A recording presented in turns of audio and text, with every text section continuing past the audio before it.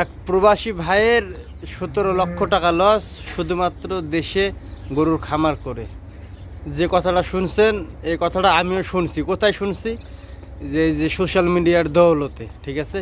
ফেসবুকে গত 2 দিন আগে আমি একটা ভিডিও দেখলাম। এক প্রবাসী ভাই বলতেছে যে ভাই, আমি প্রবাস থাকাকালীন অবস্থায় দেশে একটা খামার করছি এবং বিরাট বড় খামার, প্রায় 17 লক্ষ টাকা ইনভেস্ট করছি, আমার সম্পূর্ণ টাকা লস হয়েছে।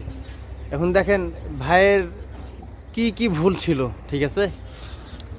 যেগুলো হয়তো বা আপনারা যারা প্রবাসী ভাইয়েরা আছেন বা দেশে খামার করবেন তাদের হয়তো বা কাজে আসতে পারে। কারণ আমি যেহেতু ছোট মানুষ, আমার ছোট্ট অভিজ্ঞতা থেকে কিছু কথা আপনাদের মাঝে শেয়ার করব। তো ওই ভাইটার প্রথম ভুল ছিল, দেখেন, দেশে না গিয়ে প্রবাস থেকে গরুর খামারটা স্টার্ট করছে। কার হাতে দিয়েছে, কে কিভাবে চালাইছে, ঠিক আছে না। এখন কথা হচ্ছে, আমি আপনি প্রবাসী, আমরা আমাদের টাকার দরদ বা মায়া বেশি বুঝবো, তাই না। কারণ আমরা তো জানি যে আমরা কত কষ্ট করে কিভাবে টাকাগুলো ইনকাম করি। এখন আপনার কাজ আমার কাজ যদি আমি অন্যজনকে দিয়ে করাই তাহলে তারা কিভাবে করবে, এই জিনিসটা চিন্তা করিয়ে দেখেন। তো ওই ভাইটা বলছিল যে আমি প্রবাস থাকাকালীন অবস্থায় গরুর খামারটা স্টার্ট করি এবং প্রবাস থেকে দেশে এসে দেখি যে আমার 17 লক্ষ টাকা লস। তো ভাইটার প্রথম ভুল ছিল যে সে প্রবাস থেকে দেশে খামার করছে। তো আপনারা এই ভুলটা কেউই করবেন না যারা গরুর খামার করতে যাচ্ছেন, ঠিক আছে, বা যে কোনো ফার্মিংয়ের মধ্যে আপনি প্রবেশ করতে যাচ্ছেন। তো যেটা দিয়ে শুরু করেন না কেন, আপনি দেশে গিয়ে তারপরে শুরু করবেন। দ্বিতীয় কথা হচ্ছে, ওই ভাই বলতেছে যে আমি অনলাইন থেকে গাভী গরু কিনছিলাম। ভাই, এই যুগে এসে মানুষ এতটা বোকা কিভাবে হতে পারে? একটা বিষয় চিন্তা করে দেখেন, এই সোশ্যাল মিডিয়াতে কিন্তু আমার যেটা মনে হয়, যেটা দেখায় বা যেটা হয় সেটা 95%ই মানে সঠিক না, ঠিক আছে। এর ভিতরে ওই ভাই কি করছে, অনলাইনে আপনার গরু কিনছে, অনলাইনে গরু দেখে।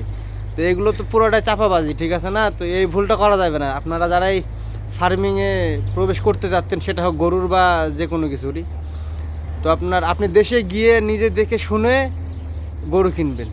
অনলাইনে বলতেছে যে ভাই এই গাভী গরুর এত লিটার দুধ, এই গাভী গরুর এত লিটার দুধ, এইটা ওইটা হ্যান ত্যান, এগুলো বিশ্বাস করা যাবে না। আপনাকে নিজে গিয়ে দেখে শুনে গাভী কিনতে হবে। এই ভাইটার দ্বিতীয় ভুল ছিল, ওই ভাই অনলাইনে গরু কিনছে, কিনে খামার শুরু করছে। তো আপনারা এই ভুলটা করবেন না। তৃতীয় ভুল হচ্ছে কোনো অভিজ্ঞতা ছাড়াই গরুর খামার করা। ভাইয়ের সবচেয়ে বড় ভুল ছিল এইটা, ঠিক আছে। কারণ একটা কাজ যখন করবেন, কাজটার প্রতি অবশ্যই আপনাকে অভিজ্ঞতা থাকতে হবে। যদি অভিজ্ঞতা না থাকে তো আপনি 100% লস খাবেন। তো আমি বারবার আপনাদেরকে বলবো যে এই কাজই করেন না কেন, আগে পূর্ববর্তী অভিজ্ঞতা অর্জন করবেন, তারপরে গিয়ে ওই কাজে নামবেন। না হলে আপনি বিরাট একটা ধাক্কায় ধরা খাবেন। গাভীর খামার করেন বা ষাঁড় গরুর খামার করেন, এই খামারগুলো করার ক্ষেত্রে আপনাকে কিছু টেকনিক অবলম্বন করতে হবে।